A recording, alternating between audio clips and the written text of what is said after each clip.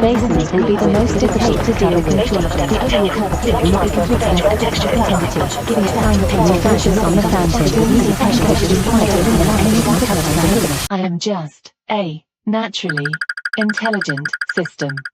You can call me J.A.N.I.S. And this is Max.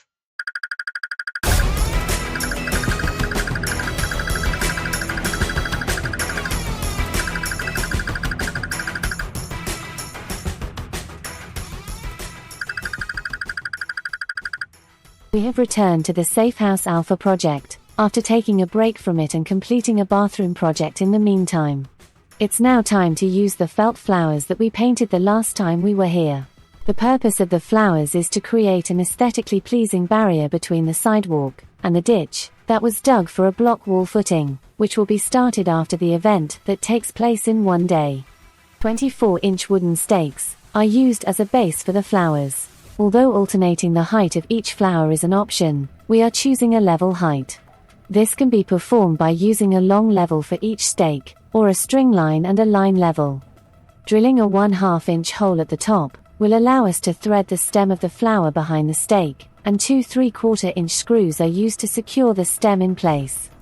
We are concealing the stakes with a spool of gold mesh ribbon so that the flowers match with the color scheme of the event, and are using 2 strips of ribbon to be able to cover the stake completely, and affixing the ribbon with T50 staples. To further complete the look and to create an active barrier for the ditch, we are adding purple mesh material. Stapling it to the first flower and wrapping the material around the base of the bloom, and loosely spanning between each flower. We finish at the end of the row by again wrapping the material around the base of the bloom, stapling it, and cutting off any excess. Since we have 2 sections to cordon off, we will repeat the process on the other section as well. This craft idea is easy to implement and remove with little effort. It will serve several functions while in place.